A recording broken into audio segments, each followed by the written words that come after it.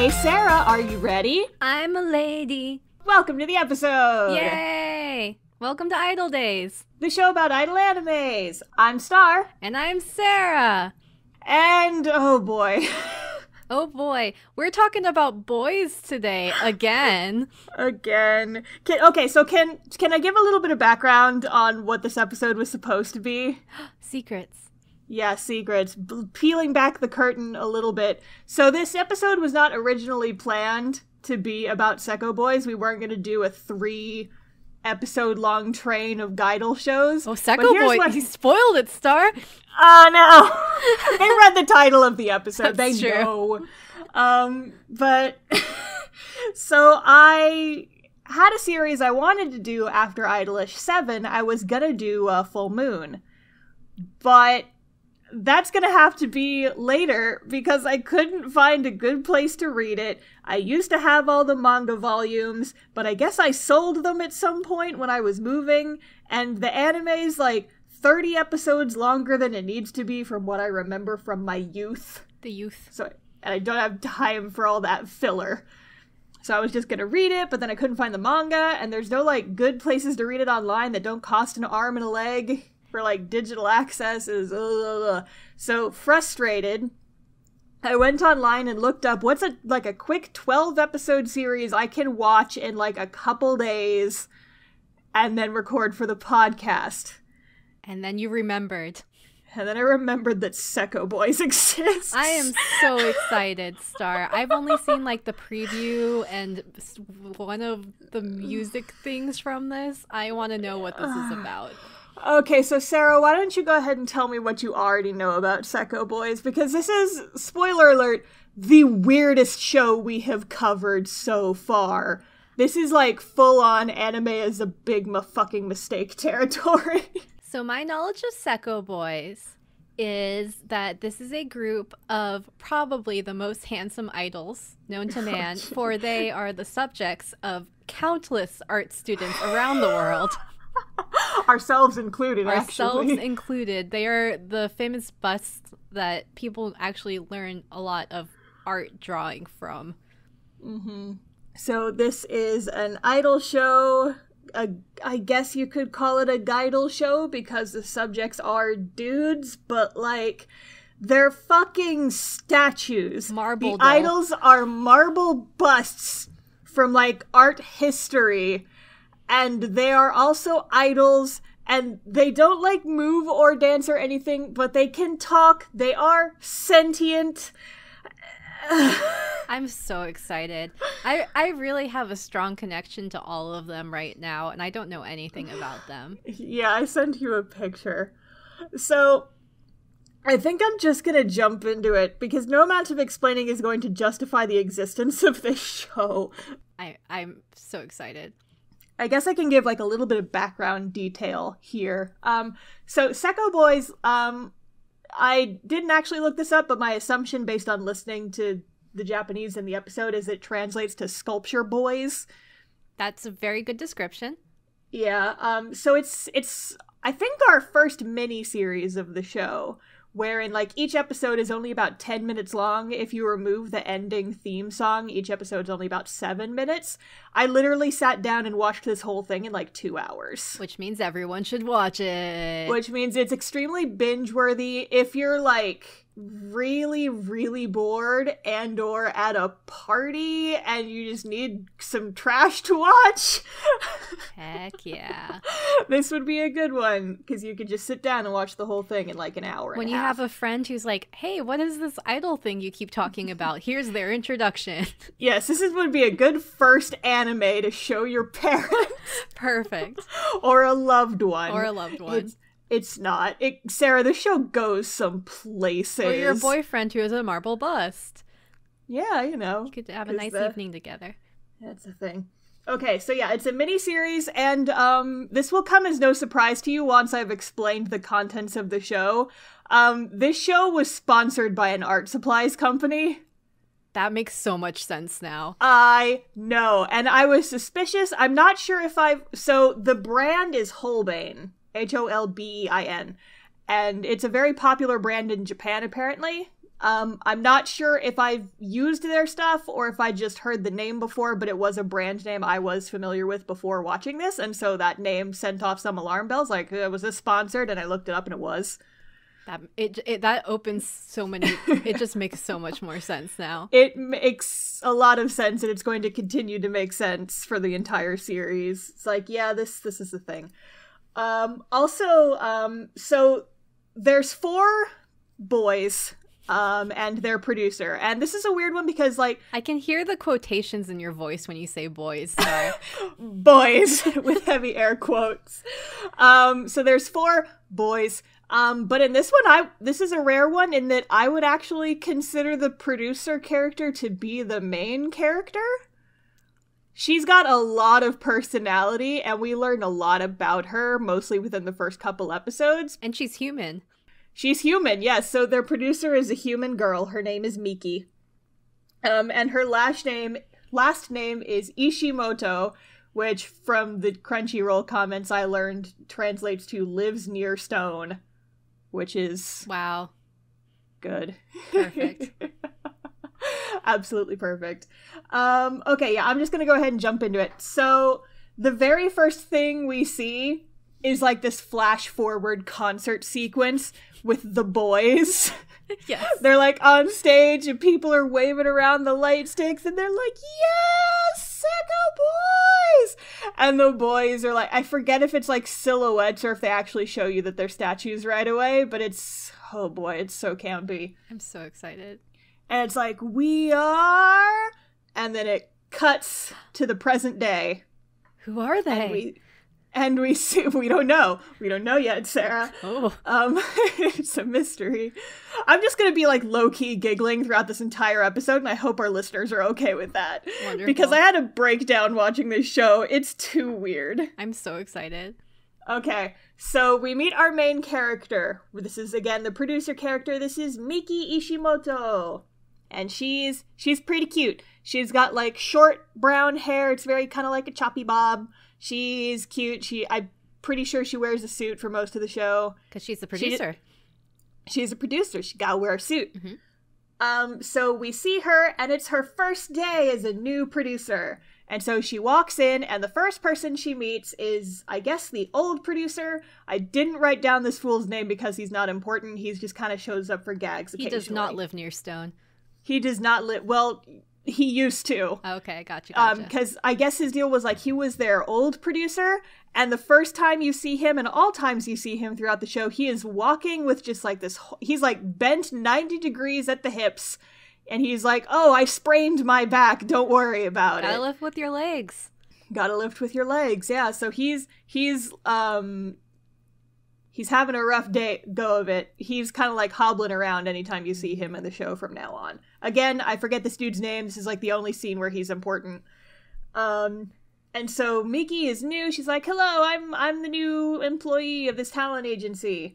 And so she goes in to talk to the president, and the president kind of grills her. He's like, so you're an art school graduate, right? What makes you think an art school graduate has what it takes to work at a production company?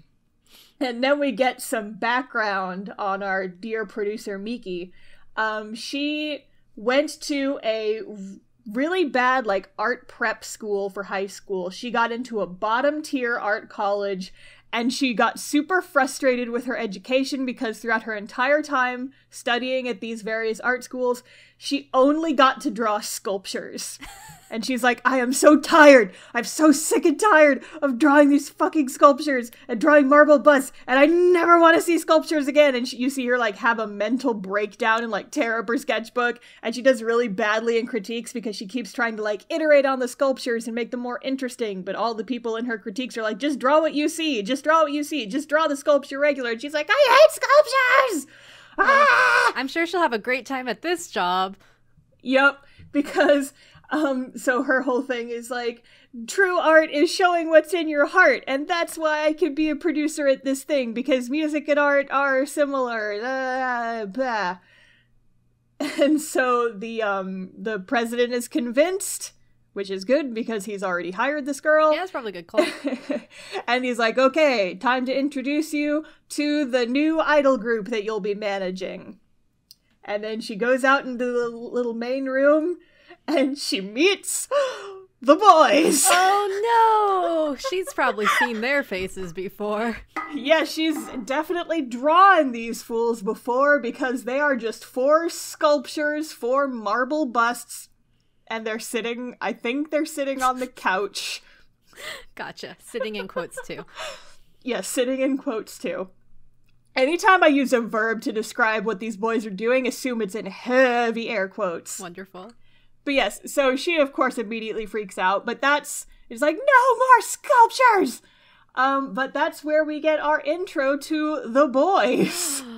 Who are these boys? These mysterious boys. So real quick, I just want to preface, for those who have not, visually seen what this show looks like, the show is animated entirely in 2D. Looks like your average, normal, what-the-hell-ever anime. Except for the boys. And I'm pretty sure they probably had, a 3D model of the boys, and then they either painted over the 3D models, or they just had a very nice shader. They look like they belong there, but they're rendered like background elements. Amazing. If that makes sense. Yes. You know, when you're watching a Disney movie, like an old 2D animated one, and you can tell when the rock ledge is about to fall because it's animated different. It's drawn differently than the rest of the background. Yes. So you can tell when something is going to move in the scene. The boys aren't like that. The boys blend into the background with the way that they're shaded, but they are characters because you never see them moving. Oh, yes, I can tell. It's so strange. Wonderful, absolutely amazing. And then another thing is, they do emote in a way. So they do, have, these almost photorealistic statues in scenes, but they'll just draw blushy marks on them, or there'll be sweating, or they'll have the little anime vein forehead thing on them when they're angry, or sometimes they shoot lightning out of their eyes, but they're still just fucking statues and they never actually move. It's so weird to watch. That is brilliant. This just gives me so much joy in my heart. I feel like you would love this show, It really Sarah. feels like my brand. It feels... Sarah, okay, real talk, though. I was watching this show, and I just couldn't help thinking, God damn, Sarah needs to watch this. This is exactly what she would like. It really feels like my brand. I love weird shit. I feel like you could have written this specifically because it feels like your brand of just kind of saying, oh, yeah, that makes sense. It really does. I love this. Oh, yeah, they're statues. They, of course they have their own apartments. I'm just so excited. Anyway, so the 4 boys. There's only 4 of them, so this will be easier to keep track of. What are their personalities? Okay, so I sent you a picture of these boys, but anyone who's, been through art school or is familiar with any sort of art history has probably seen these statues before. So the first one is Saint Giorgio. He's the leader of the group. He's kind of, making... And this is not me saying this is a show saying this. He's kind of making the face like he's sick to his stomach all the time. He looks a little bit constipated all the time. Oh, no, it's true. And he's the leader. He's kind of the stoic, responsible one. But he's got his own character quirks, which we'll get to. Then there is Mars, who is described in the first episode as the playboy type. Oh, he's not wearing a shirt.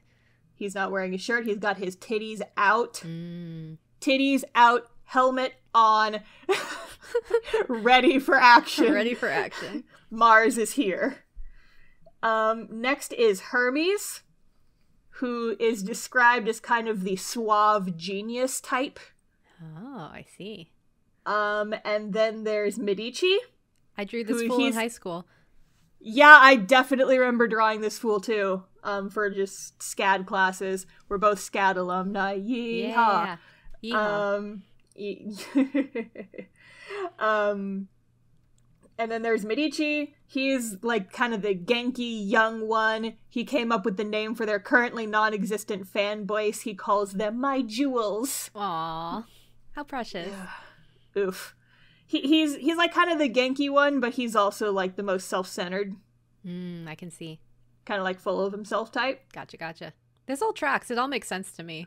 Yeah, honestly, it works. It really does. It's a good range of personalities. So the company president comes out and gives like a short little spiel while Miki is still processing all this information. He's like, we used to be an idol agency for humans, but they're a pain in the ass to work with. So these are our new idols now. Take care of them. And then that's where the episode ends. I'm so excited. I can't wait for these boys to get famous. These boys. Okay. So episode 2, we see it's Miki's like first day on the job, like actually managing these boys and taking them places. Mm-hmm. So we start the episode, Miki is picking up the boys from their apartments. And when I say picking up, I mean that literally, because like I said earlier, they cannot move and they have to be carried around everywhere. Is she lifting with her legs? I believe so. I'll admit goodness. I was not paying too much attention to her lift technique. Okay. She has to be sustainable for herself. But yeah, so like while she's trying to lift these like rock statues, they're like, hold your hand under my chin. Don't drop me or I swear to God. And they're like talking to her the whole time. Idols. So she takes them out to her shitty van.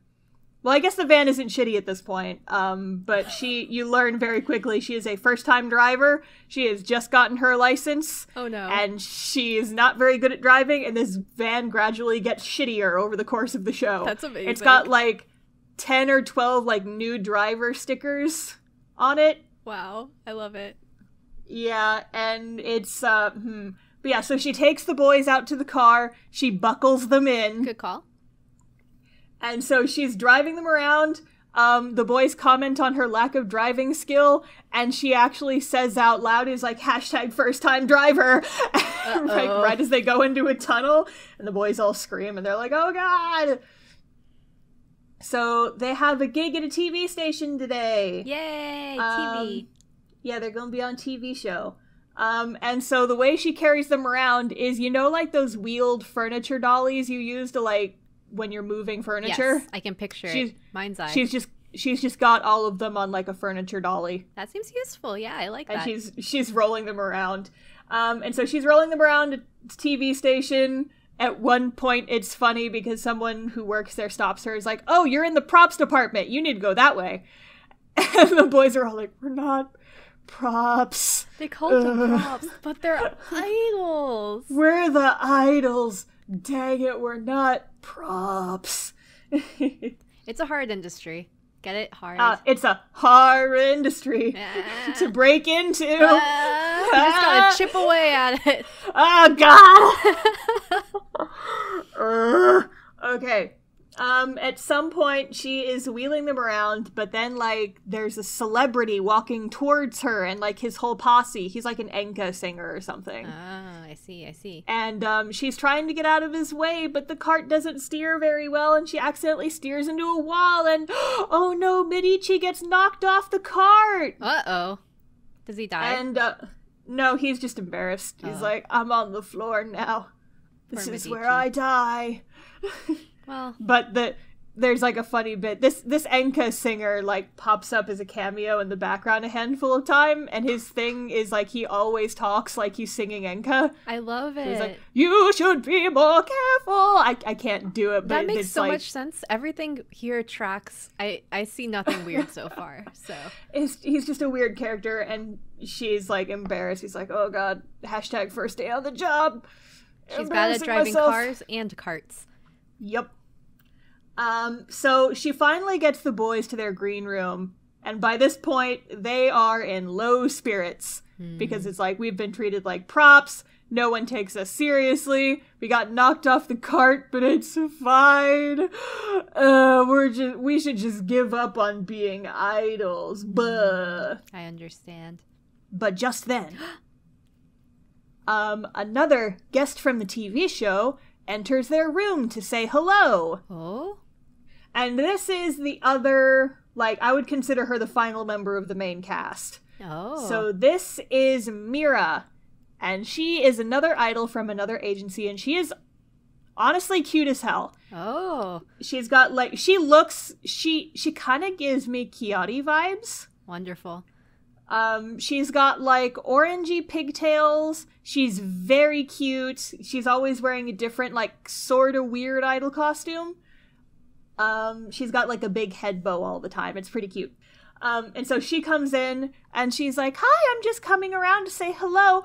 Oh my gosh, are you guys Sekko Boys? I'm a huge fan.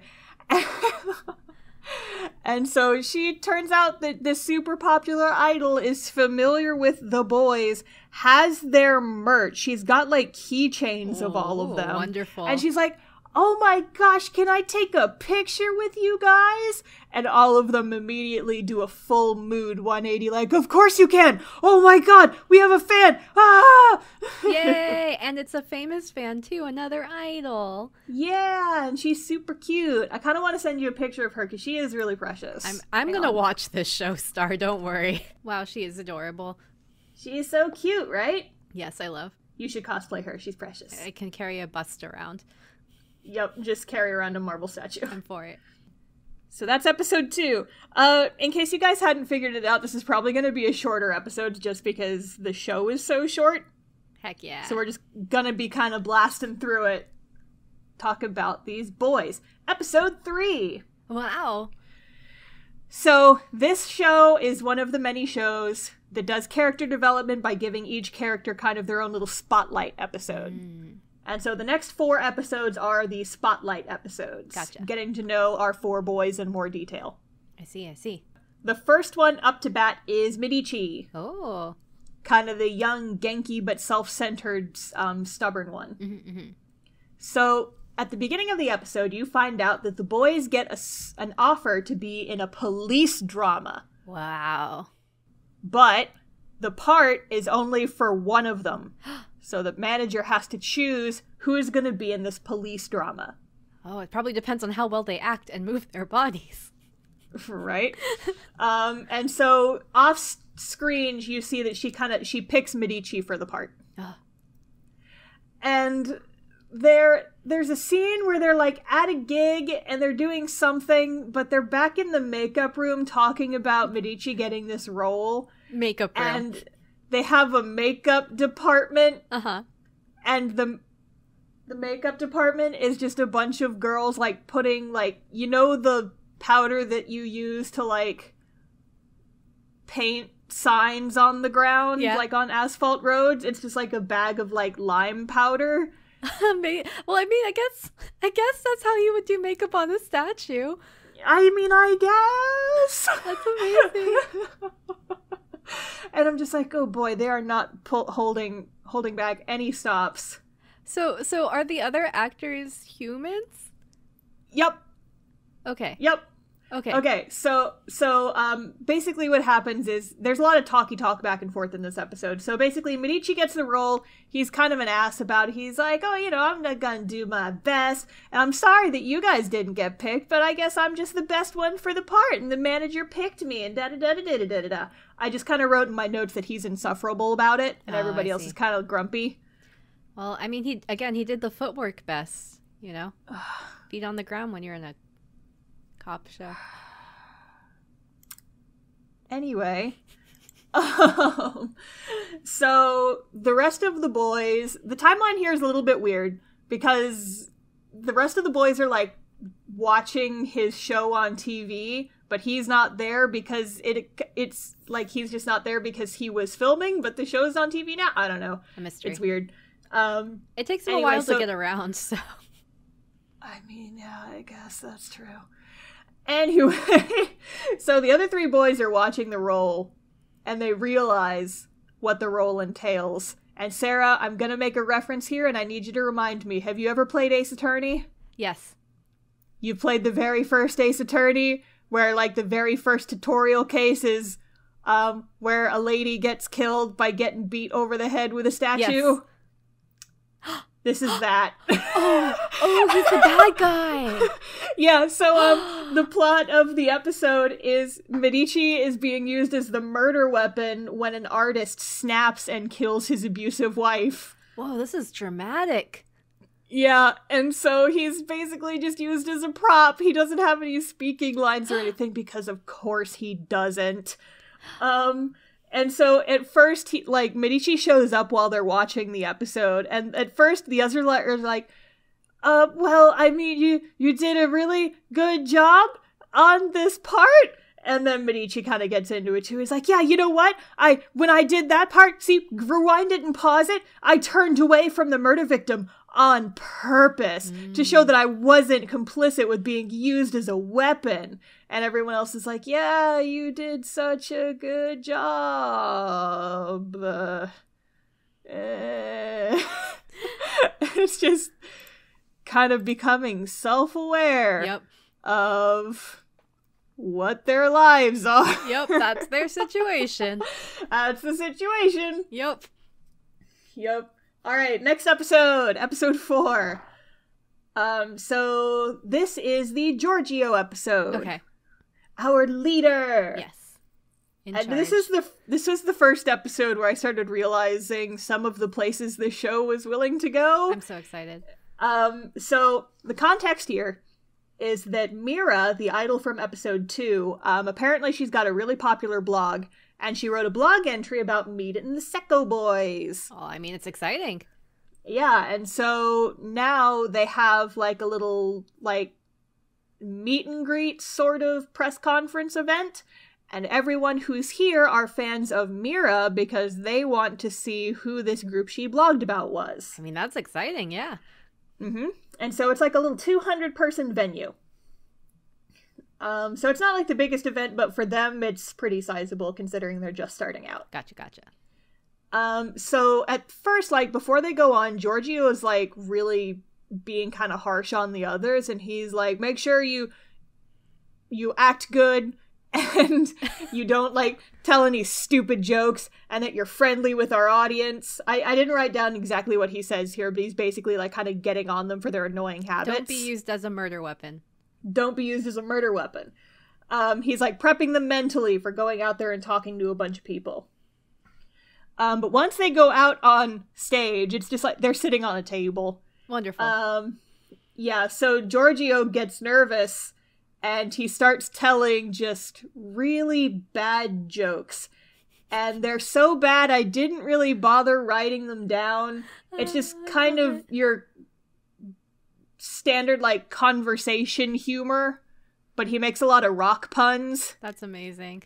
And he's kind of, like, laughing at his own jokes. He's like, ha, rock jokes. Get it? Ha, ha. It's a really, this is a hard act. Ha, get it? Cause we're statues. That's amazing. Yeah. It's that It seems like stuff. he was stuck between a rock and a hard place there. Ooh. Sarah, is this episode going to become a drinking game?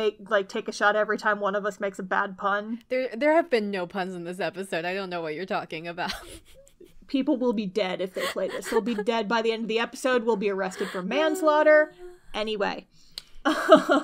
So after that, Giorgio feels really good about his performance, but all the others are kind of like, I think that the others just took him for granted.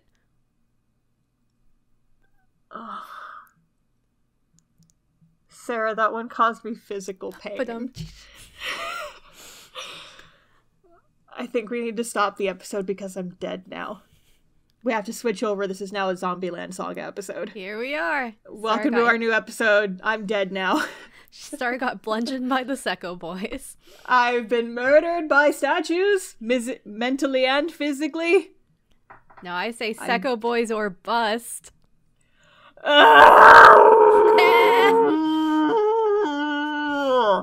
Why are you doing this to me? Okay, next episode I'll stop. Next episode of the podcast? I know that's what you mean. It's not next episode of the anime. The rest of this episode is going to be torture for me. I'm so excited. But no, the episode of Sekko Boys is not over yet. We're only halfway through. I see. So anyway, Giorgio feels really good about it, but then Miki, their producer, goes and checks Twitter. Uh-huh. Like the Sekko Boys hashtag. And everyone's talking about how shitty that event was. Yeah. And Giorgio does not take it well. He takes it very poorly, in fact. We then get a montage of him walking around in the streets. How? And just not moving. He's just in random places. Okay, gotcha. Occasionally. You know what? We've already made one Ace Attorney reference. He's like Phoenix Wright. He teleports everywhere. Yeah, that makes We never sense. see him moving, but he somehow ends up in different places. I'm for it. So we see him, like, try to help an old lady across the street, and she runs away from him. There's a crying baby in a stroller in a park, and he tries to cheer up the baby, but when the baby sees him, it just cries harder. And the mom's like, don't talk to my son ever again. Who is this weird statue in the street? Who's this weird statue talking? Who's this weird statue talking to my son? And he gets really depressed, and there's this one shot of him, like, laying on a couch in the dark, and he has, like, drawn-on anime stubble. Oh, yeah, that's tough. Like sad Keanu memes.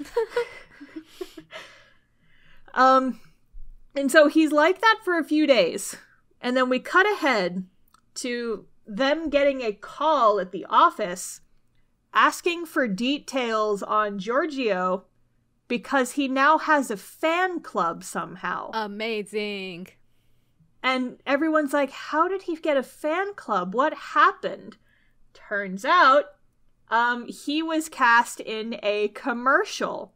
Oh. And it's a very dramatic commercial. Like, the background is all black, and it's just him, like, making faces at the camera from different angles. Let me be clear. It's the same face. It's just, like, dramatically panning across, like, him making the same expression from a slightly different angle each time.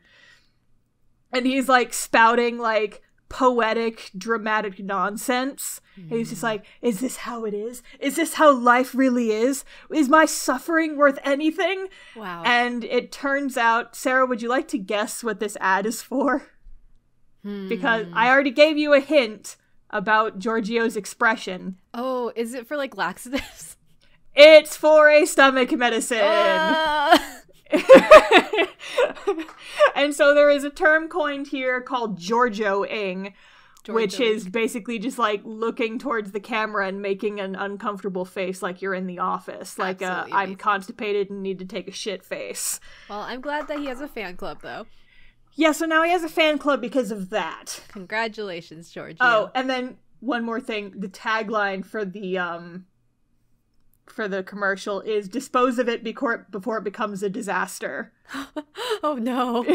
Because that's what people were saying about him on Twitter, is like, they need to get rid of this guy before he does something messed up. But now it's like, take a shit before it gets out of hand. Amazing. There you go. And so that's the Giorgio episode. Congratulations, Giorgio. You're famous now. Oh boy. Next episode, episode 5. It's Mars's episode. Oh, Playboy. Yeah, the Playboy, titties out, helmet on, sculpted, ready pecs. to party. Just rock hard titties. Yes, so now the boys are on a talk show. Ooh. And the host is this kind of like middle-aged-ish lady. She's probably like in her 50s.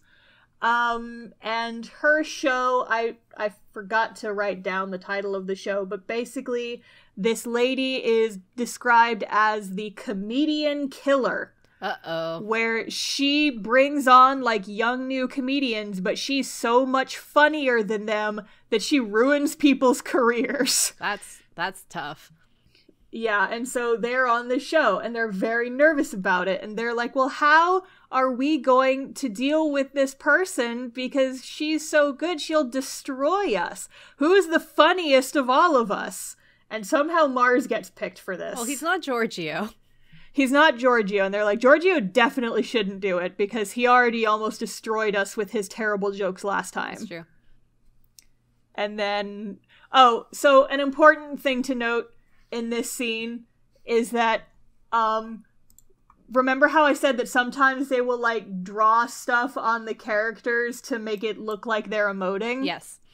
This conversation happens during, like, they're at a cafe, and they're enjoying some, like, little, like, parfaits and drinks and such. Uh-huh. And so you see them kind of, every time the camera cuts away from them, they change positions, but they've got, like, Medici is, like, doing the thing where you, like, balance a straw on your upper lip. Aww. But it's like a 2D animated straw just sitting on top of his lip. And Hermes is, like, eating a parfait. But instead of eating a parfait, he's just gradually getting more and more ice cream on his face. So they're just normal boys hanging out. Yeah, I'm gonna send you a handful of pictures of this so you can see what I'm talking about.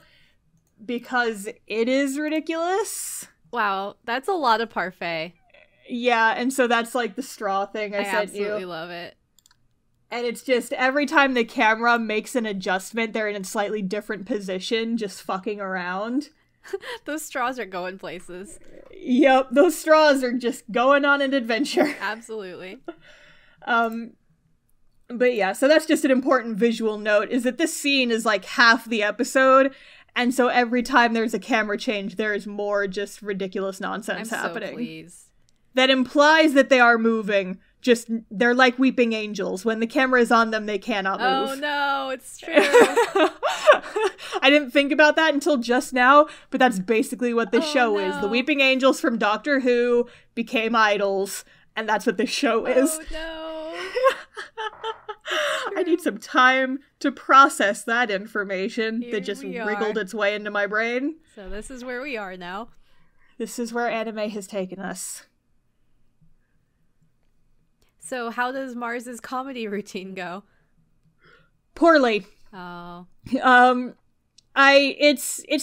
This humor is very distinctly Japanese in that I don't quite get the jokes they're throwing around. Wonderful. And it's not because of translation. There's just like, if you're at all familiar with Japanese comedy, there's like kind of a rhythm to stand up that's different.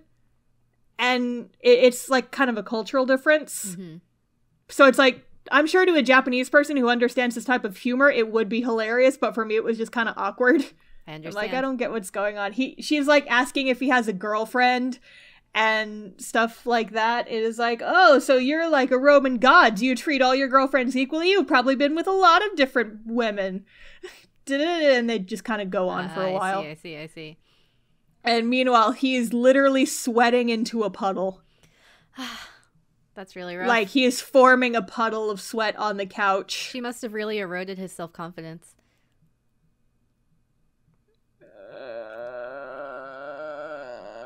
Sarah.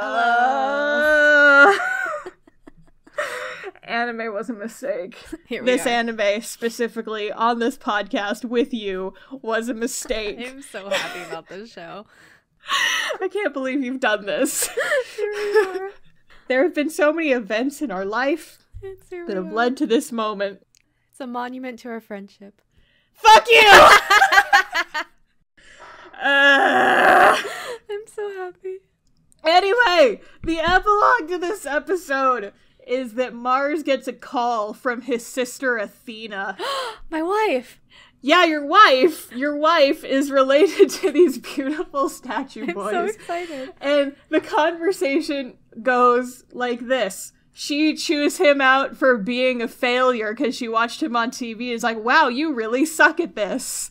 Aww. And then he's sad, and that's where the episode ends. Well, hopefully Mars is a little bit less pretentious, I guess. Question mark.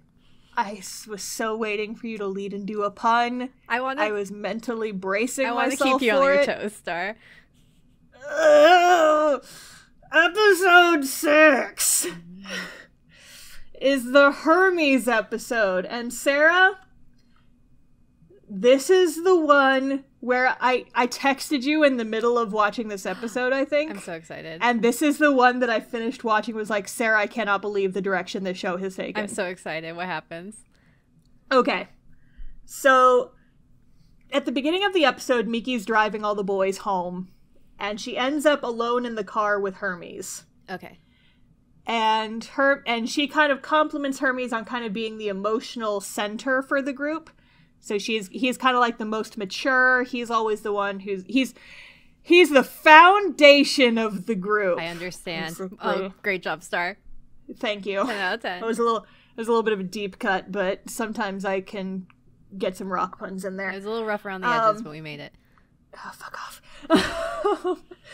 But yeah, so he kind of takes the compliment, but later on, when all the other boys are together, they kind of comment on how he's mysterious and kind of introverted, and they never really see him outside of work, and they don't really know what he does outside of work. They don't really know what he does in his personal life. Like they don't really know anything about he's hot. Fuck you. Fuck you, but yes. But yeah, so they're kind of curious, or at least Miki is. So Miki takes Medici and goes to like kind of stalk outside of his apartment to kind of see what he does. Because she's just curious. She's like, I hope he's not doing anything suspicious. Mm-hmm. And she takes Medici because she's like, if I was here by myself, it was suspicious. But if you're here with me, we can just play it off if we get discovered. Like, oh, we were here for work and we just happened to pop by. Mm-hmm, mm-hmm. So what happens is they see a string of very attractive people enter this building and like use the buzzer and ask for Hermes to let them in. Okay. And I'm talking about like very rich, very tittylicious like ladies like going in both alone and in small groups. Like, oh, Hermes, let us in, we're here. And they're, like, wearing, like, these fancy dresses and, like, the fur stashes. Oh, no. And then a couple guys also show up, and they're commenting, he's like, oh, this is your first time, right? Don't worry, Hermes is really good to first-timers. It won't be a problem at all. Uh-oh. And so your immediately first thought is, oh my god, this statue started a sex cult. I mean... But let me reassure you, Sarah. It's not a sex cult. Is it an art class? No. What is it? But it's somewhere between those two things. So they're able to sneak inside, and they're kind of like hiding towards the back of this crowd of like 20 people. And Hermes has like this really big, nice apartment. It's got like a loft, and it has like a nice city view. Like fancy curtains and furniture. He's like living the luxe life, basically. Very nice. And so they're hiding like kind of behind a pillar, just kind of like watching to see what happens. And Hermes comes out. He's no longer a bust. He is a full body statue. And he's naked. He's posing nude. He's posing nude, but Sarah, that's not what this is about though. Also, important, they use the show's logo as a censor bar during this scene. Genius. Just saying. Also, he's got, like, a baby on his arm, like a statue baby, because it's just part of the statue, and the statue baby can also talk. Oh, boy. And it has a really annoying voice, kind of like this. Uh-oh. It's like, hey, I'm a baby. I think the baby's, like, Dionysus or something. Okay. Because of the lore. So he comes out, and he's like, now, I'm sure that all of you know why you have been gathered here. And I didn't write down the name of the thing because it was long and ridiculous. But basically, he brings out, like, one of the girls brings out, like, this little wooden box. And she opens the box, and what is inside it is basically just a big screw. Okay. Like a Phillips head screw. And he's like, now, this is a mystical device. And he's doing like a slideshow with like paper slides, and the slides are going, but he's not like moving his arms or anything. Uh-huh. It's just zoomed in enough that you don't question it. And he's like, now, this is a graph that shows the mystical vibe, like good vibes that this device goes off, and it's good luck for you and anyone who holds it. And he rattles on about the science for a while, and then a couple of people in the audience chime in, like, my mother's like, this device saved my mother's life. Is he part of a multi-level marketing scheme? He's doing MLM, Sarah. Oh my gosh. Talk about a pyramid scheme. Wow. And so, like, another person was like, yeah, after I started carrying this device with me, I got a girlfriend and I'm getting married soon. And everybody claps. And so he's like, now, I can sell you this device for the low, low price of like $3,000, but today I only have 3 of them. And then everybody else in the room starts clamoring for it. It's like, pick me, I'll buy it, I'll buy it. And Miki is understandably pissed. Yeah, side job, side hustle. Side hustle, multi-level marketing. Wow. And so basically, Miki, like, gets super angry, scares everyone else out of the apartment, and yells at him for doing multimedia marketing. He's like, how dare you scam these people? Are you kidding me? This could, if people found out about this, this would be a huge scandal and you'd be fired and you wouldn't be able to be an idol anymore. Was he just stone-faced? Sarah. Yes. I hate you so much. Yeah. I love you, but I hate You're you. Why are you injuring me physically this way? You're welcome. Every time you make a pun, I take like a D10 of psychic damage. I will be dead before this episode is over. Oh no. But anyway, so he brushes it off by saying, I'm the god of business. I can't help it. Wink. He doesn't actually wink, but you get the idea. Anyway, so we are now halfway through this show. Sarah, would you like to give your thoughts so far? I think all the boys have very concerning problems for idols, and I think they have a lot of development they need to go through to become truly famous. Where's the pun? There was no pun. This is a very sincere comment. An unusual amount of sincerity for this absolutely buck wild show. Well, don't worry, Sarah. We're about to get some more bullshit. Hang on to your pants. I can't wait for some more concrete plot. Fuck yeah. Anyway, episode 7. The boys get invited to go to a dinner show for a legendary idol duo called Dandy Two Men. I see. And they have some kind of weird names. Their names are Molly and Brew, are the names that the boys call them. Okay. And just stick that in your back pocket for safekeeping for right now. We'll be back to that later. So they're on the train talking about the idols, and the boys end up getting in a fight over, like, you're not good enough to be an idol because you're this. And it's like, well, at least I'm not this. They all seem to have a chip on their shoulder. Rolling. 4. Yeah. Psychic damage to me. Yeah. We're making D&D jokes. I'm sorry, everyone. Anyway, so they kind of get into a fight, and the fight continues once they get to this performance. And also, Mira is there, the cute idol girl from earlier. Heck yeah. She doesn't add much to the conversation. She's just cute and there. So the boys are continuing to trash talk each other, like, you don't deserve to be an idol, da-da-da-da. But just as their fight reaches its peak, the idol show starts. Oh. And up on the stage, a platform descends from the ceiling. And the two idols, the legendary duo, are also statues. Heck yeah! So it's Moliere and Brutus. Wow. Two amazing. more statues. God bless. And they come out, they're like wearing costumes, like 2D animated costumes on top of these 3D rendered images of these boys. Legendary. And the fans love them so much that the Sekko Boys overcome their differences and vow to become great idols like these two. And then I wrote in my notes, I physically cannot handle this show. That's amazing. I'm so happy that they're inspired. Yeah, so that's just their inspirational episode, and also a point of showing that they are not the only statue idols in the universe, apparently. I mean, there's precedent for them now. Mm-hmm. Also, speaking of more statue idols, episode 8. Heck yeah. So the boys get a big gig on this popular music show. Heck yeah. I didn't write down what it was called, because it's not important. But basically, now that they've kind of gotten sort of famous, they've kind of gotten big-headed about it, and they don't really act excited. They're like, yeah, well, once you're as famous as us, gigs like this are nothing. And they're like, we can find our own ride to the rehearsal, so you don't have to pick us up, producer. And she's like, don't be lazy about this, but they're gonna be lazy about it because they're being butts. Oh, these boys. They're getting all big-headed about it. They are. And so they end up showing up super late. They miss rehearsal and they show up in a limo.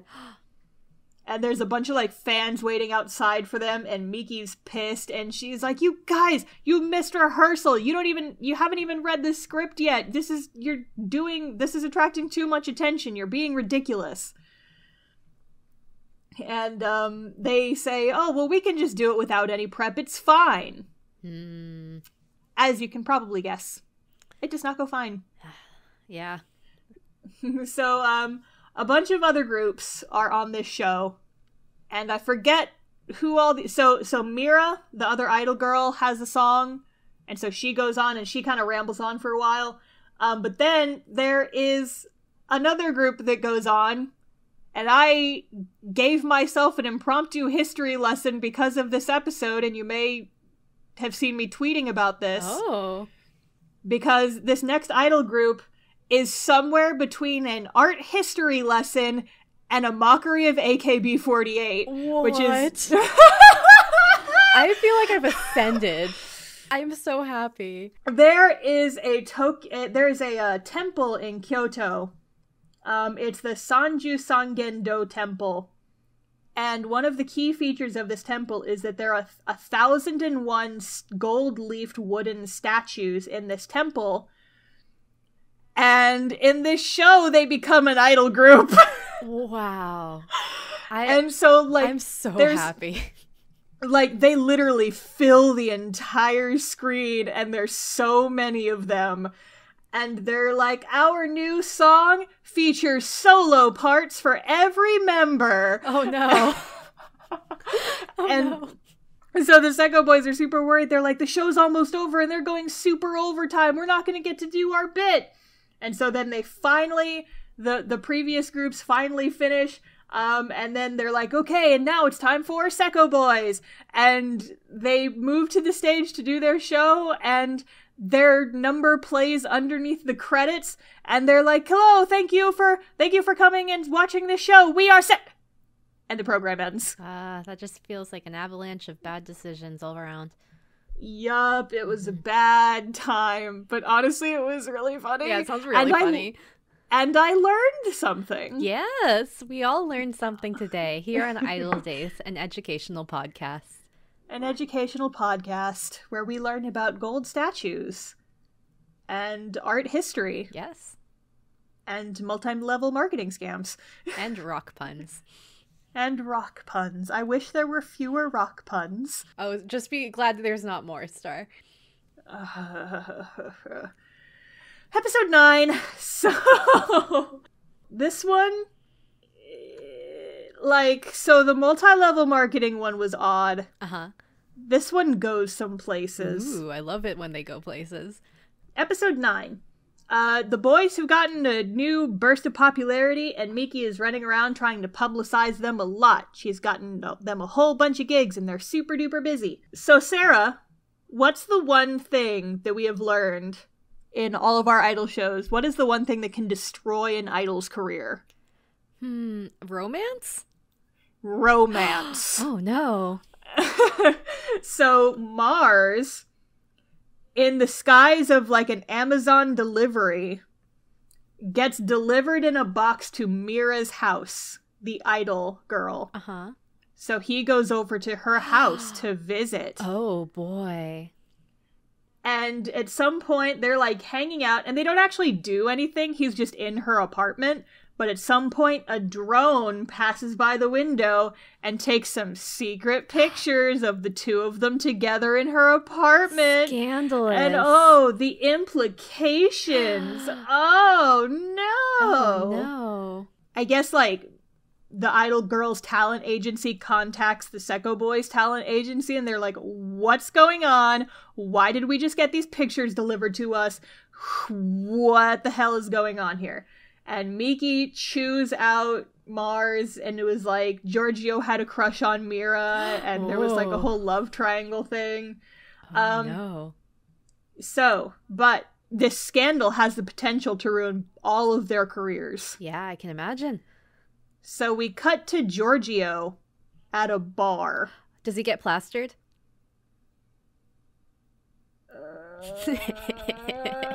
I was waiting for someone to drink alcohol the whole time. That's a 3. 3 psychic damage. Just right to my brain. So anyway, he's at a bar, having a drink, and he's talking to this fancy lady further down the bar, and she's like, well, you know, I have connections in the music industry. I can stop this from going public, you know, wink. Whoa. And there's like we cut to a very, they bounces back and forth a lot here, but for the sake of clarity, I'm going to congeal them all into one. There's a short scene where the agency president is talking to Miki, their producer, and she's asking, like, so whatever happened with those photos? And the president says, well, turns out that the person who took them, like, never published them. They kind of backed down and said they aren't going to release them. I wonder why. We cut back to Giorgio as he enters this woman's apartment. And she's laying in her bed all sexy like. And you don't see anything, but she, like, removes the comforter and is like, I've been waiting for you. Oh my goodness. And then we skip ahead to her, like, laying in bed, having a smoke. And she's like, see, I told you I'd take care of it. And Giorgio is laying next to her, and he is crying animated boy tears. Oh my gosh. And I wrote in my notes, that statue fucked a lady. Yep, there are puns I could make here, but I am not going to, but you can imagine them. I mean, Sarah, listen, rock hard boner, we get it. Yeah.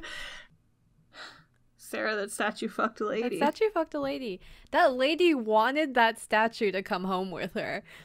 She took the statue home with her. The statue was blackmailed into banging this lady. Yep. They fucked. Yep. Hashtag they fucked. Hashtag they fucked. That's the new title of this episode. Okay. Sekko Boys. Hashtag they fucked. Yep. Episode 10! This really does show the dark side of the music industry. What a deep show. I know, right? Not what you'd expect from a show about statues. Okay, 10. 10. Episode 10. So the boys are on their way to an event of some sort, but you never find out what the event is because they end up getting lost in the wilderness. Oh no! They're like way out in the countryside, like amongst the rice fields.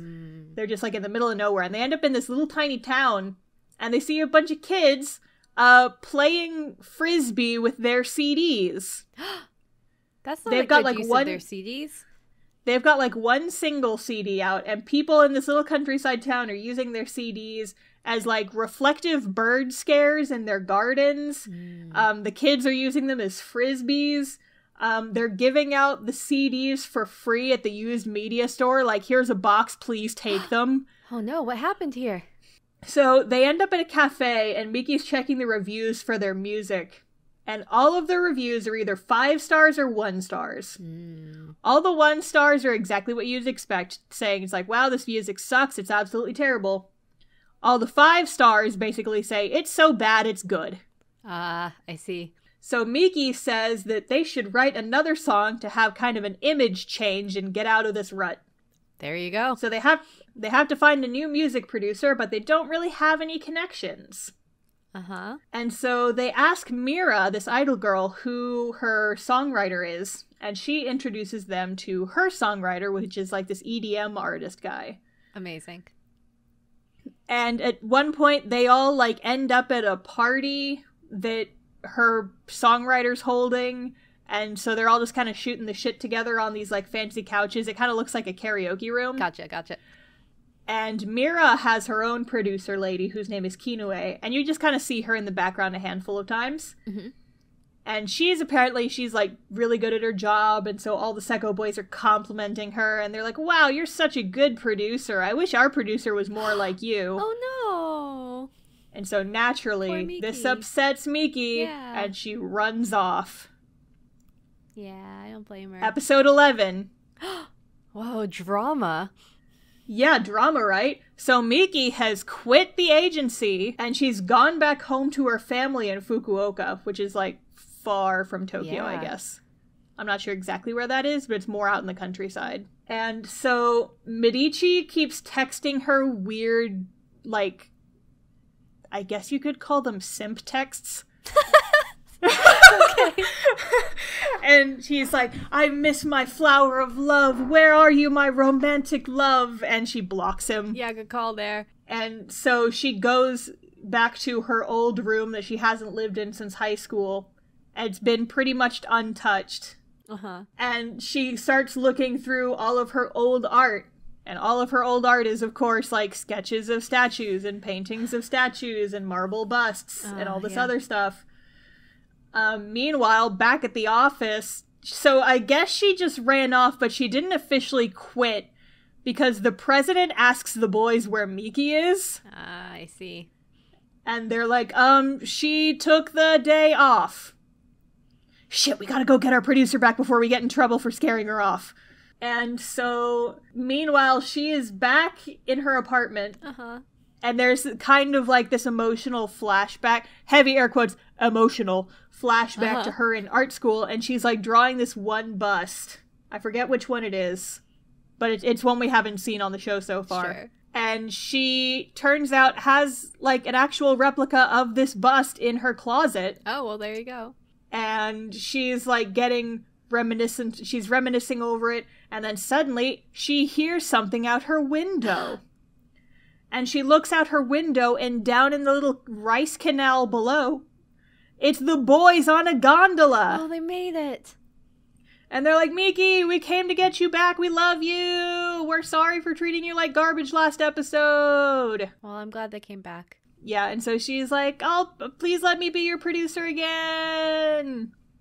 But then the statue in her closet also starts talking. Oh, no. And he starts making some puns. Uh-oh. New idol? And nothing comes of that. It's just, I guess every statue is sentient now. Okay, that makes sense, I think. Yep. So they take her back to Tokyo. They throw her this huge welcome back party. Like, big, fancy party, huge table covered in, like, ornate food. Wow. It's like a 5-star gala of welcome back, producer. Oh, wonderful. So they all get wasted. Plastered. I can't believe you. I said that before. That one doesn't count. I can't believe you've done this.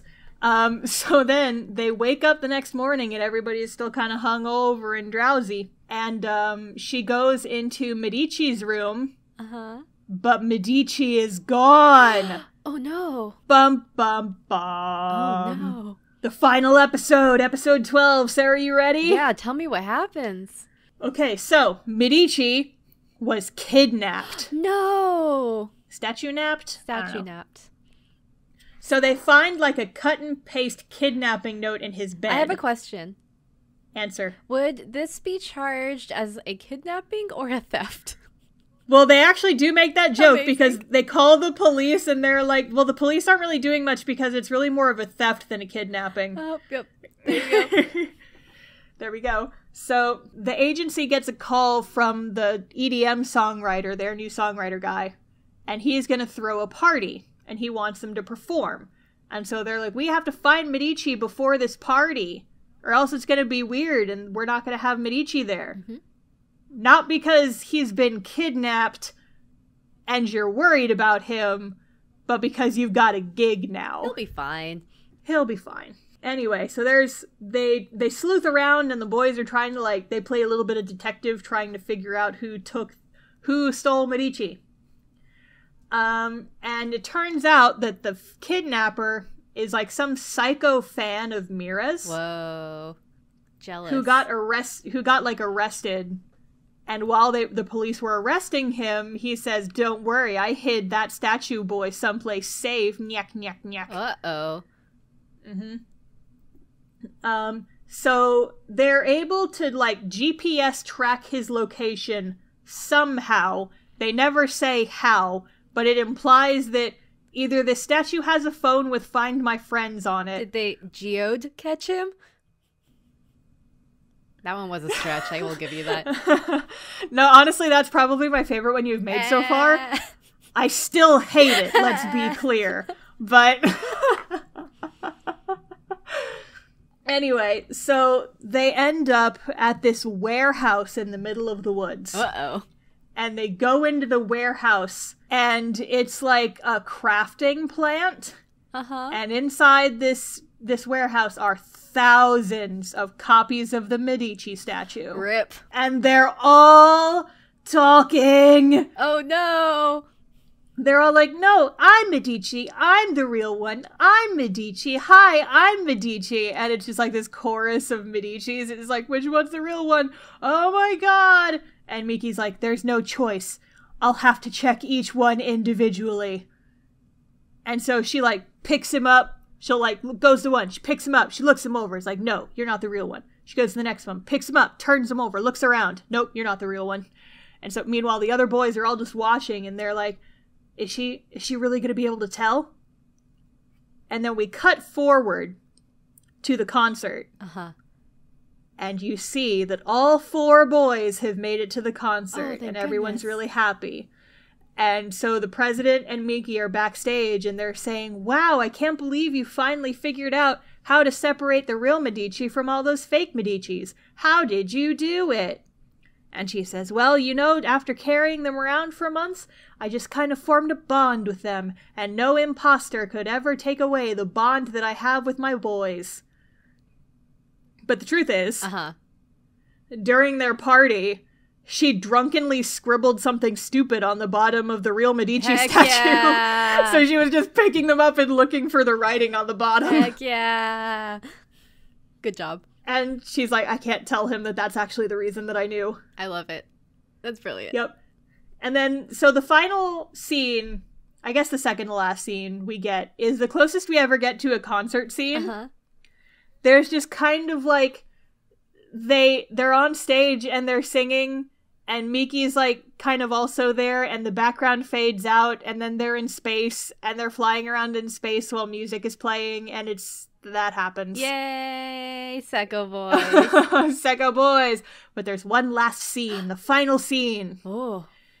Miki has kind of become accustomed to her role as the producer for these statue boys, and she's happily wheeling them out to the car to get them ready for a new gig, and she bends down to pick them up. Uh-oh.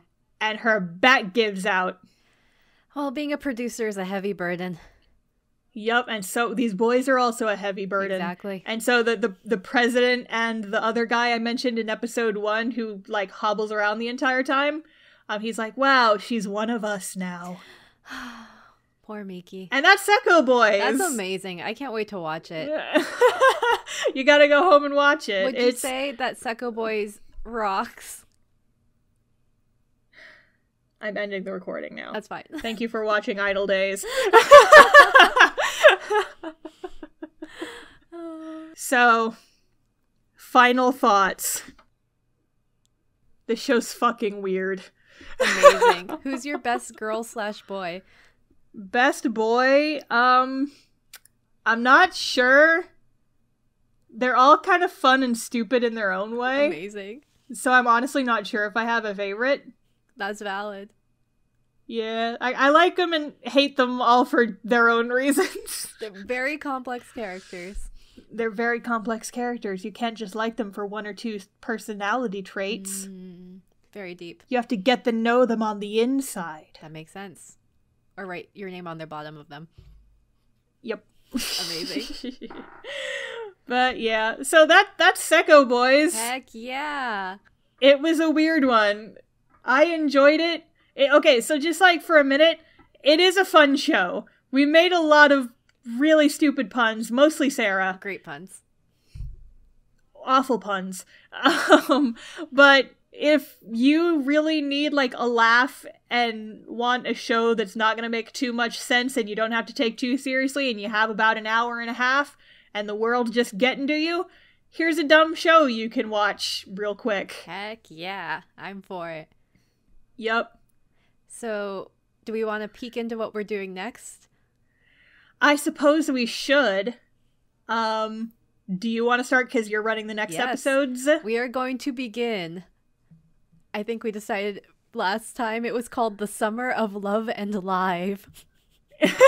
We're doing Love Live. 4 straight episodes of Love Live coverage, y'all. Live, laugh, love, live.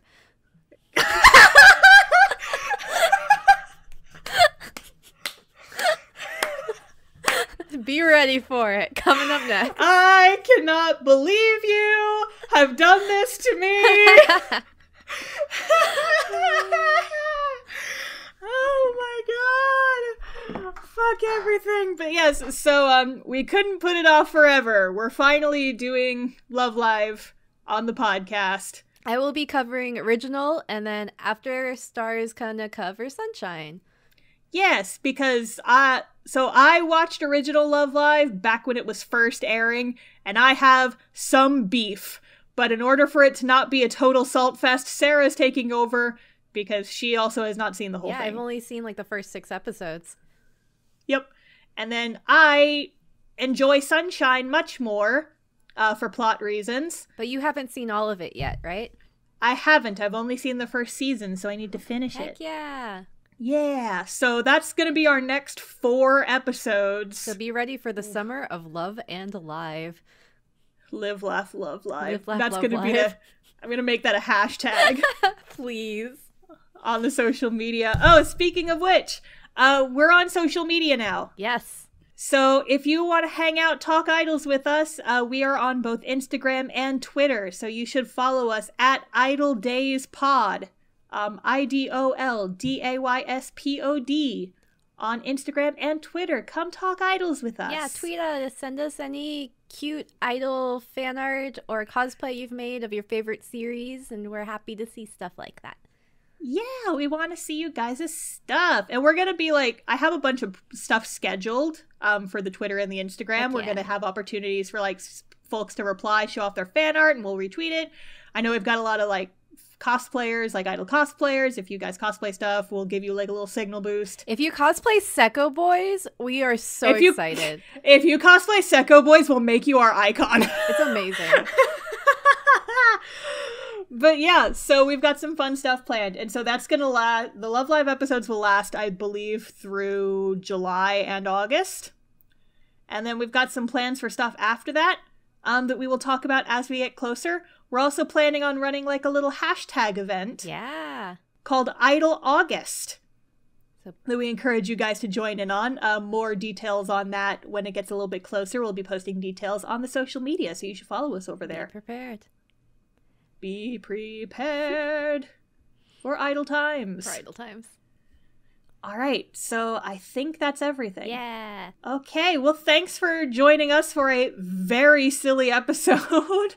It's a little bit of a shorter one this time, but we had a lot of fun with it, and we hope you guys enjoyed listening. We hope you'll go watch some Sekko Boys and then scream at us on Instagram and Twitter about it. Give us more rock puns.